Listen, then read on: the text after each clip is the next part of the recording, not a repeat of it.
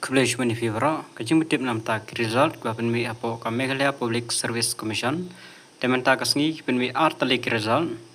The yang in a page and the result of the interview for the post of Assistant Director of Survey under Revenue and Disaster Management December 2020 conducted by Commission on 9 July 2024 is hereby declared the name of the successful candidate recommended by the Commission in order of merit are as follow.